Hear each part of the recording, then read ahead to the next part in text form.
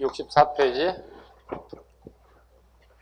무신정권부터 보도록 하겠습니다. 가장 기초적인 이론 정도 알아야 되겠죠? 네, 권력을 잡았던 순서 정도. 정종부, 경대승, 이의민, 최충원, 그 다음에 그의 아들 최우. 최우를 다른 말로 또 뭐라고 부른다고요? 최이라고도 한다. 최이. 자, 무슨 정치했다고요? 중방 정치했다고요?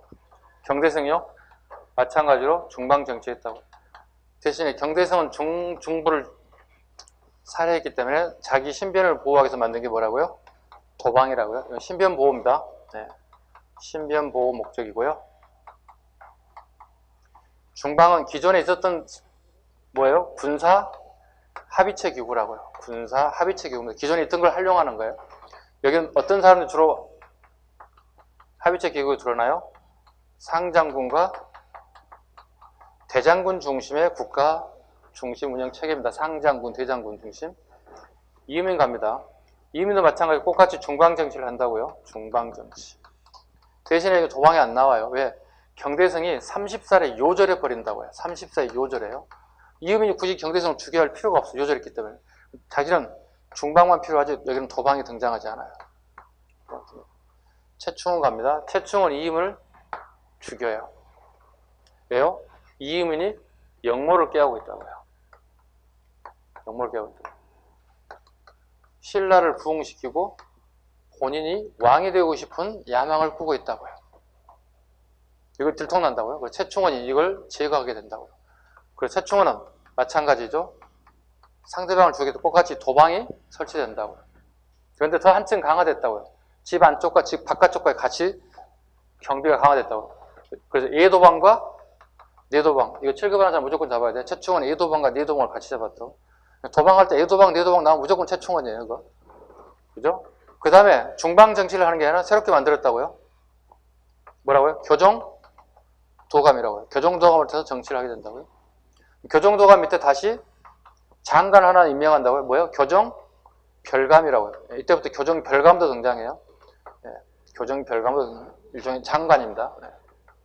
교정별감으로 통해 통치하는 방식을 택하고요. 최우갑니다. 최우는 아버지도 물려받을 때 도방이 필요가 없어요. 대신에 특수군이 하나 만들어지죠. 최우는 뭐 만들어져요? 삼별초인데 뭐가 만들어져요? 마별초가 만들어지죠. 그리고 마찬가지 자기 아버지 했던 그대로 물려받으면 돼. 이걸 뭐라 불러? 교정도감이라고 부르면 되겠지. 삼별초의 구성, 자, 봐. 삼별초 구성 요소는 뭐죠? 세 개 부대가 있다는 얘기죠. 자별초, 우별초, 신의군. 원래 삼별초는 뭐에서 출발했다고요? 야별초에 출발했다고요. 기억할 거. 별초라고 하는 것은 군사집단을 의미해요. 특별한 뜻이 있는 거예요. 군사집단을 의미하는 거고. 야는 뭐죠? 밤야자를 쓴다고. 밤에 순찰을 도는 경찰이라는 뜻이에요. 순찰을 도는 경찰이라는 뜻이 되겠지. 네, 반섭력이 많았다는 의미가 되겠죠. 네. 자, 그리고 개경을 중심으로 좌측과 우측에 별초들이 주둔하면서 경계를 쓰고 군 역할과 경찰 역할을 같이 했다는 거예요. 그리고 신의군, 몽골과의 싸움에서 포로로 잡혔던 애들이 다시 풀려나서 여기 합류해서 만든 게 신의군, 삼별초입니다. 마별초는 말마자가 들어가 있죠? 말마자가 들어가 있죠. 뭐죠? 말을 탄 의장대라고 보시면 돼요. 멋질 거 아니에요. 얼마나 멋지겠어요. 말 탄 의장도 멋진 제복을 입고 말을 타고 시내를 할보해 와요. 되게 멋있을 것 같은데요. 그렇지 않을까요? 네.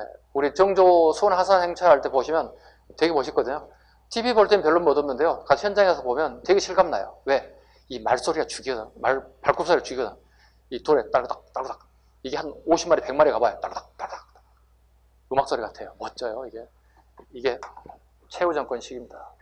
됐죠? 요걸 기초로 일단 가자고요. 이게 안 돼 있으면은 문제 풀 때 어려움이 있겠죠. 정중부가 누구예요, 선생님? 경대승은 어느 인물이에요? 이렇게 물어본다는 얘기. 이러면 안 되는 거예요. 최소한도 요 암기 정도는 가야 됩니다. 자, 순서 물어볼 때 항상 이렇게 물어봐요. 제가 암기하라고 그래요. 정경이채입니다. 이렇게. 정경일체 꼭 알아두셔야 돼요. 또 이런 시간에 또 별도로 또 하겠지만 최소한도 정경일체 직권 순서 정도는 우리가 잡아주셔야 됩니다. 하나씩 갑니다. 1번 풀어보겠습니다. 다음 자료에 나타난 봉기의 공통점으로 옳은 것을 고르세요. 하다 보니까 이 봉기를 얘기 안 했네. 자, 다시 추가합니다. 지배층의 반란이 있어요. 그 다음에 피지배층의 반란이 있어요. 여기 두 가지로 구분돼요. 기존의 기득권자들은 이제 지배층이라고 봐야 되겠죠. 네. 그 다음에 이제 피지배층은 이제 완전 핍박받던 사람들이거든요. 제하층민들이거든요. 자, 정중부 때 지배층의 반란이 있습니다. 자, 하나씩 잡아보죠.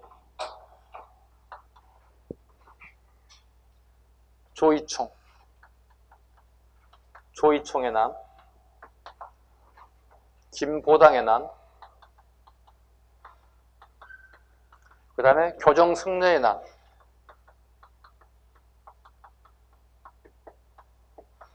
또는 기법사를 중심으로 했기 때문에 기법사의 난이라고 돼.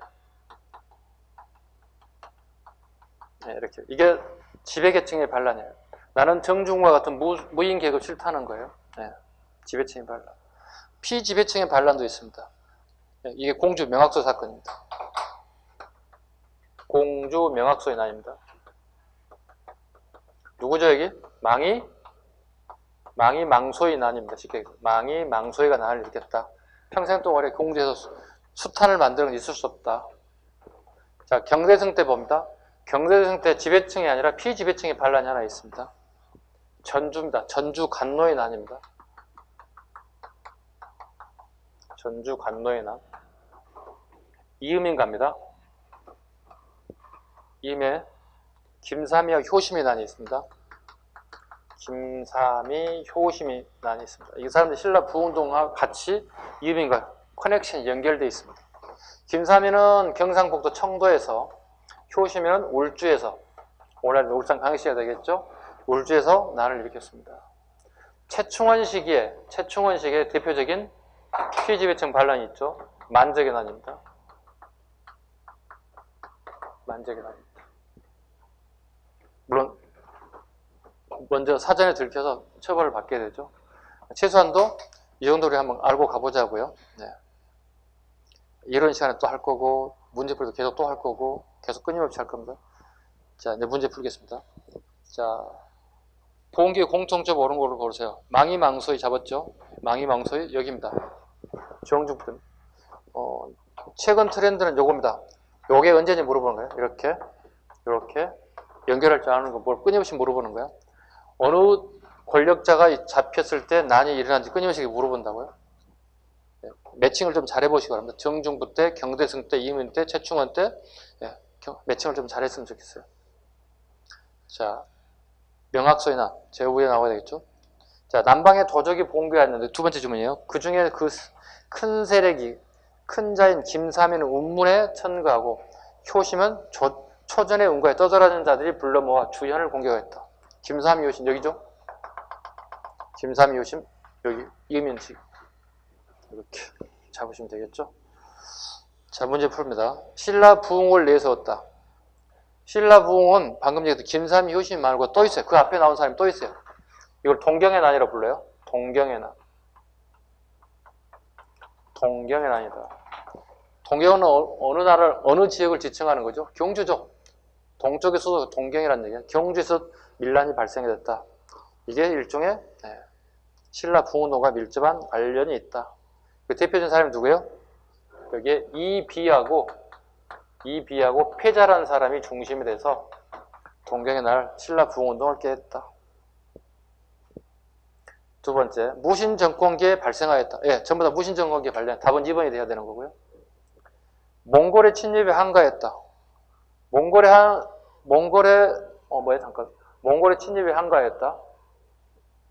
무신정권 시기에. 전체적으로 본 거고요.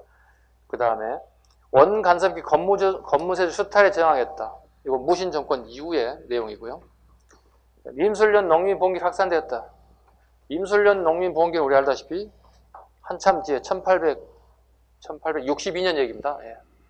임술련 농민봉기 1862년 얘기입니다. 답은 2번이 되어야 되겠습니다. 2번. 다음 지도에 표시된 민중 봉기와 봉기의 배경으로 옳지 않은 것을 고르세요. 아시는 분 여기 다 들어가 있죠. 조이총, 최강수, 망이망소이, 전주관노, 이연년, 그 다음에 만적, 이비패자, 효심, 김삼이 전부 다 무신 정권 시기에 일어났던 봉기입니다. 자, 표시된 민중 봉기의 배경으로 옳지 않는 것, 이와 같은 봉기의 원인이 아닌 것, 옳지 않은 것. 첫 번째, 무신들의 권력 다툼이 가져온 전국의 혼란 속에 지배층의 수탈이 강화되었다. 맞죠? 포합적인 무신 정권을 탓하고 정권을 다시 국왕과 문신에게 되돌리려고 하였다. 되돌리려고 한 적은 없습니다. 2번 질문이 틀렸습니다. 다 자기네들이 뭐죠? 권력을 다 잡기 위해서 힘을 썼다고요. 얘네들 뭐라 불렀어요? 네, 명칭이 하파라고 부릅니다. 정정부 경대성 이임은 최충원이 하파라고 불렸다고. 밑에 사람들이 왕은 전하라고 불렀겠죠. 전하를 불렀겠지만 이 사람들 하파 이렇게 불렀습니다. 하파라는 명칭을 썼습니다.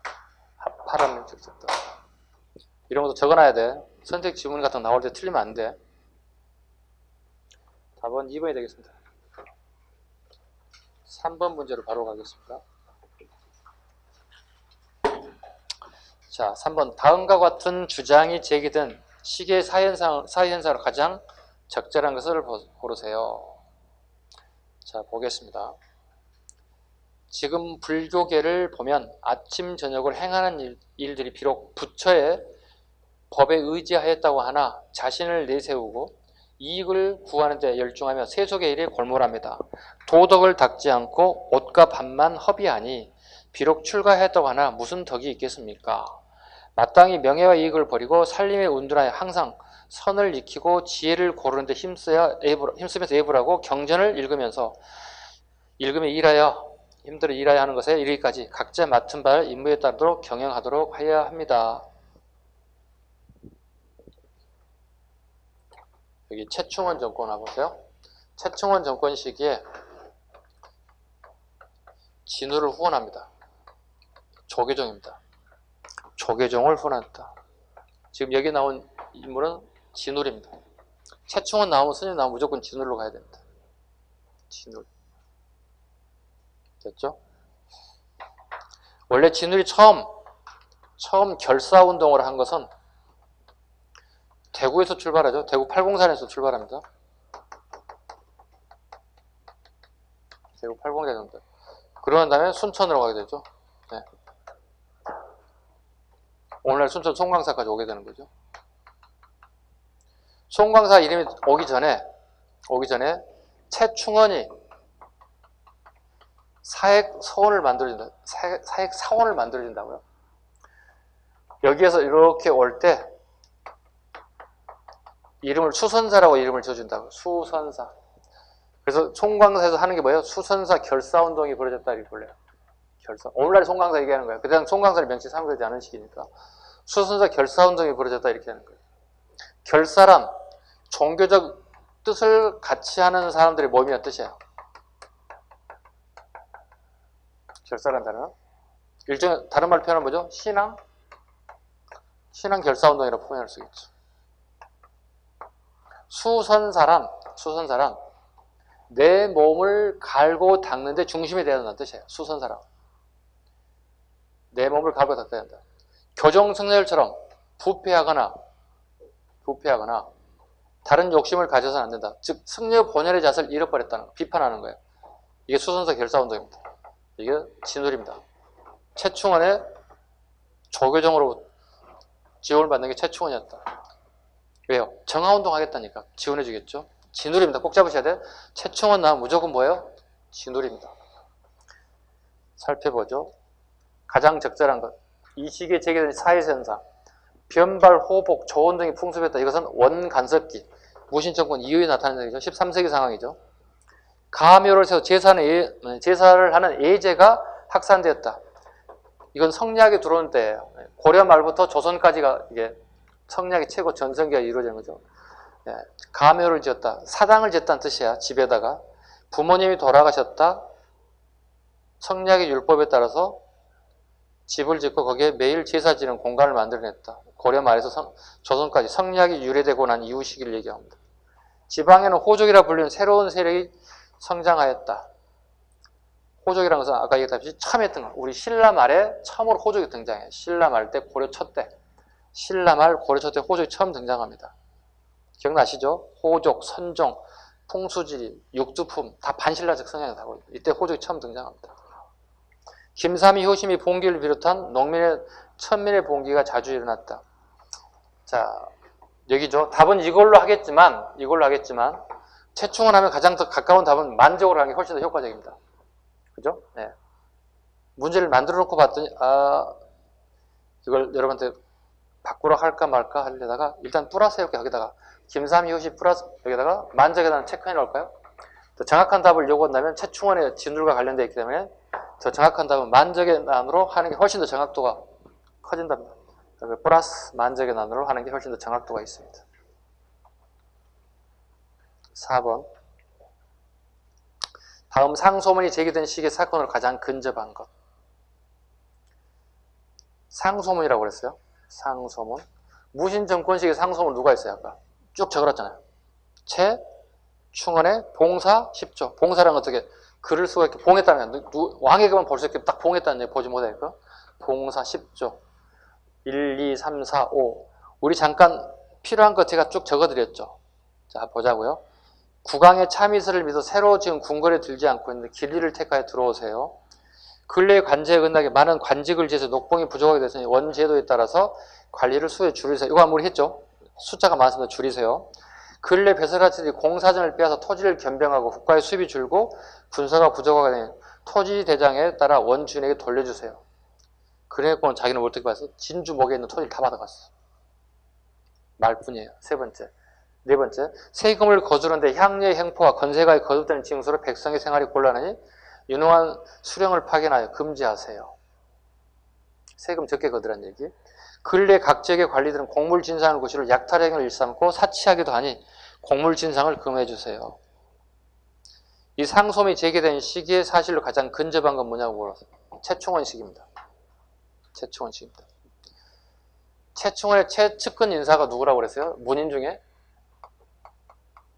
이규보라고요. 이규보가 여기에 최초로 서방의 첫 채용된 인사라고요. 서방은 뭐 하는 것입니까? 최후가 서방을 만들었다고 그랬잖아요. 문신들의 수기기관이라고. 자기 집에 문신들을 들여서 업무를 보게끔 한다고. 로테이션 시킨다고. 계속 24시간 돌린다고. 왜? 공문서 지방에 수없이 날라오기 때문에 자기 혼자 다 처리할 수 없다는 거예요. 이게 서방이에요. 서방에서 이규보 같은 인사가 처음 등용되고 최충원 시기에 이규보가 등장한다. 이규보가 쓴 책 물어보겠지. 뭐 뻔하지. 뭐예요? 이규보가 쓴 책이 뭐예요? 동국 이상국집이지. 이걸 알아야 세 가지가 나왔을 때 꼭 여러분이 동명왕편이 답이다 얘기하면 안 되는 거지. 왜? 동명왕편이 안 나올 수도 있잖아. 그죠? 동명왕편 기본을 알아야 되고 주목 얘기잖아요. 고려공투에 주목 얘기를 적었다는 얘기죠. 이걸 뭐라 불러? 서사시라고 그러잖아. 영어무대 일대기를 쭉 파노라마식으로 전개하는 방식, 서사시라고 그러죠. 두 번째 뭐가 있어요? 그래서 상정, 고금,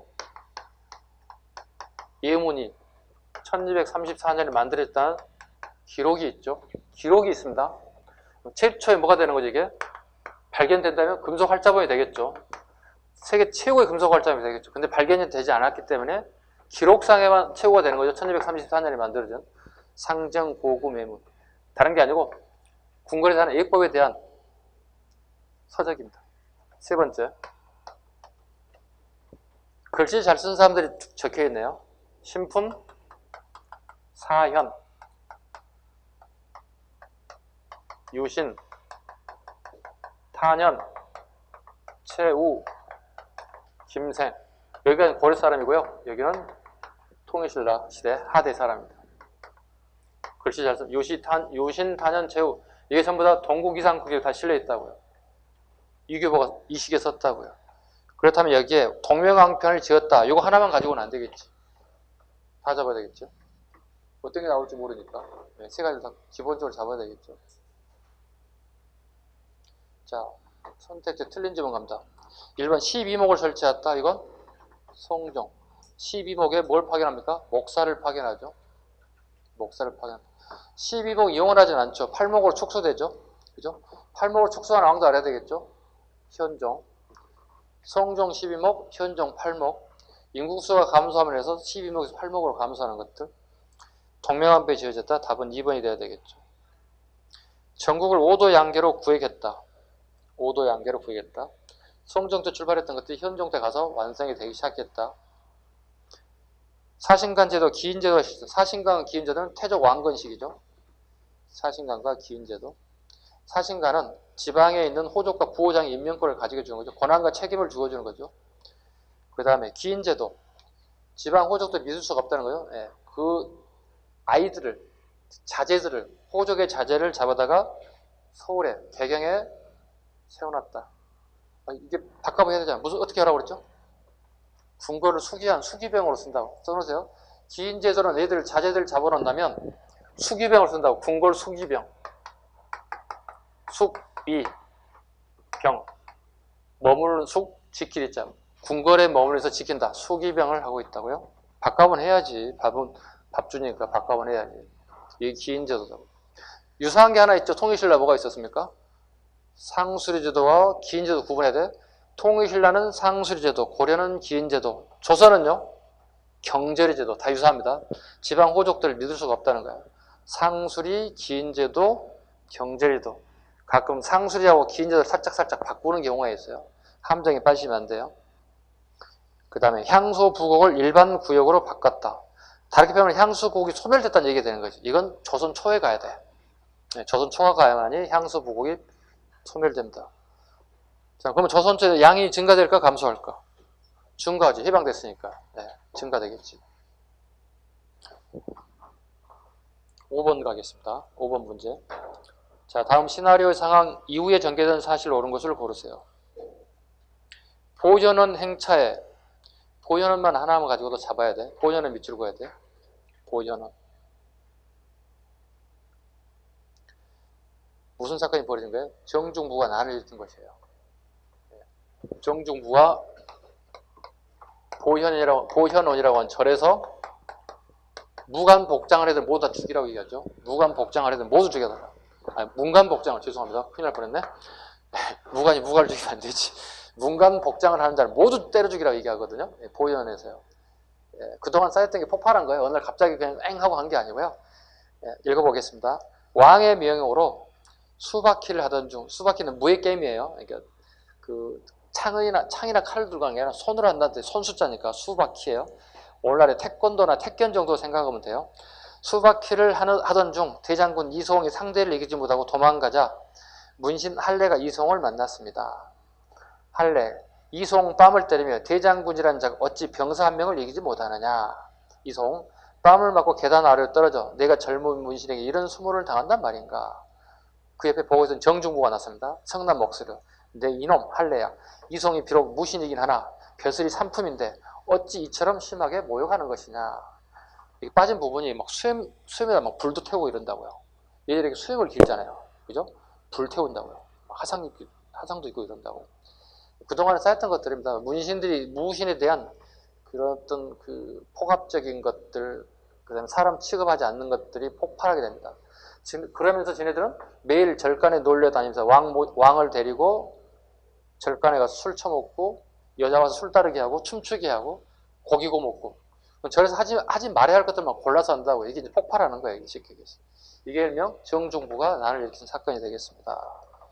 자, 전개 사실로 이후의 사실로 옳은 것을 고르세요. 왕의 장인인 김움돌이 발화를 일으켰다. 신라 신문왕 때. 네. 두 번째, 묘총이 칭제에 거는 것 건국정보를 주장했다. 저 앞에, 그죠? 1135년 인종 때, 1135년 인종 때 얘기. 의종이 왕에서 쫓겨나고 거제로 추방됐다. 의종 밑줄 그치고 쫓겨난 왕이 의종이고요. 새로 옹립한 왕은 명종입니다. 의종 쫓겨나고 다시 새롭게 명종이 왕의 자리에 올랐습니다. 의종 때문에 영웅이 된 사람이 누구예요? 의종을 죽이고 합파의 자리에 오른 사람이 누구예요? 의정을 중에 합파의 자리에 온 사람이 이의민입니다. 예. 유배지에 가서 이의민이 의정을 아주 잔인하게 죽이죠. 예. 그리고 난 다음에 이의민이 확 뜨는 거예요. 오늘 말처럼 예. 확 뜨는 거야. 오늘 말처럼 확 떠서 벼락스타가 되는 거죠. 답은 3번이 되겠네요.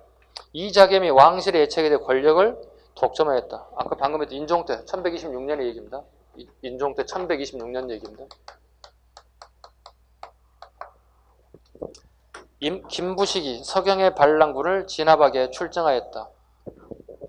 이건 1135년 9년 차입니다. 이렇게 김부식의 출정 1135년 이렇게 답은 3번이 답이 되겠습니다. 6번 다음 자료에 나타난 봉기의 공통점을 옳은 것을 고르세요. 명학소에 망이망소의 난 등이 무리를 모아 공주를 공격하여 함락하였다. 두 번째, 남방의 도적이 봉기하는데 그 중에 세력이 큰 자는 김삼이는 운문에 운구하고 효심은 초전에 운구하여 떠돌아다니는 자들을 모아 주현을 공격하였다. 이 시기에 나타난 봉기의 공통점이 뭔가 자, 어느 시기인가 볼까요? 공주 명학소니까 첫 번째는 정중부 시기, 그 다음에 김삼이 효심이니까 이의민 시기. 공통점은 그 뭐죠? 무신 정권 시기 가장 대표적인 지배층의 피지배층이에요. 피지배층의 밀란이죠. 못 살겠다는 거죠. 니네는 지배층에 잘 살 수 있겠지만 우리는 힘들다는 거죠. 네. 피지배층의 나이죠. 자, 보겠습니다. 신라 부운동을 내세웠다. 신라 부운동을 일으킨 사람은 김삼이 효심이지 공주 명학소 나랑 관계없죠. 네. 일치하지 않습니다. 그 다음에 무신 직공기에 발생했다. 정중. 답은 2번이 돼야 되겠죠. 몽골의 침입이 한가에 일어났다. 몽골의 침입이 한가에 일어난 것은요. 처인 부곡민. 경기도 영인의 처인 부곡들. 김윤호가 데려간 것들. 처인 부곡.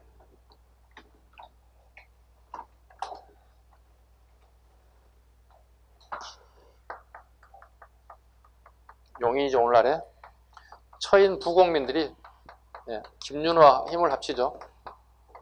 가장 대표적인 게 지금 이 지문에 이어가는 거. 몽골의 침입이 한가에 대충 일어났다. 김윤호 하나 또 있죠. 아까 김윤호 찾아 빨리. 충주 전주라고 그랬어요 이게? 보고 말고 김윤호 다시 갑니다. 충주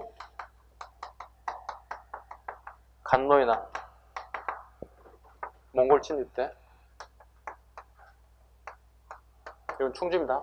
이거는 무신정권시 간노의 난이 되는 거고요. 여기는 충주의 간노들이 힘을 합쳐서 몽골군을 몰아냈다고요. 몰아내고 난 다음에 뭐가 있어요? 다시 양반들이 와가지고 자기들이 이 자리를 차지하게 된다고요. 그리고 양반들이 간노들을 몰아내고 말을 듣지 않으면 막 죽이기까지 한다고요. 그 당시에 양반들이 하는 형태가 이렇습니다. 처음에는 같이 싸우기로 했어요. 네, 간노하고 양반군들이요. 그래서 정작 몽골군이 쳐들어오니까 어떻게 양반들이 다 도망갔다. 도주했다고 다 도망갔다고. 누구만 남은 거예요? 김윤호하고 간노만 남았다고. 얘들이 죽기 살기 싸웠다고. 그리고 나중에 그 공을 다시 얘들이 와가지고 얘들이 다 차지했다고. 그리고 간노는 상당수 희생을 당하게 되고, 물론 이제 김윤호에 의해서 해방이 되죠. 신분 해방이 됩니다. 그만큼 김윤호가 어때요?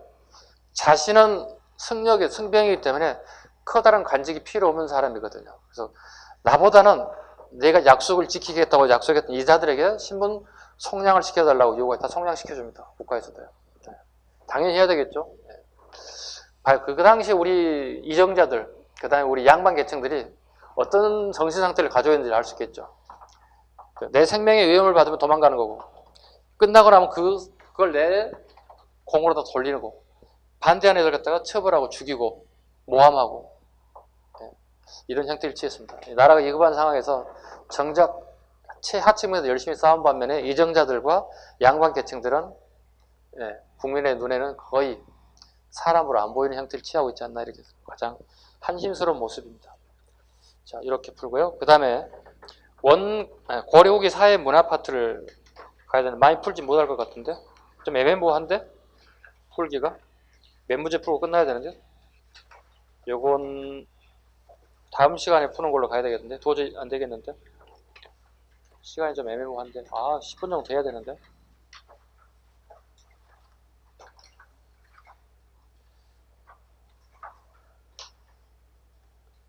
아쉬우니까. 책 덮는 거야? 분위기 덮는 분위기? 알았어.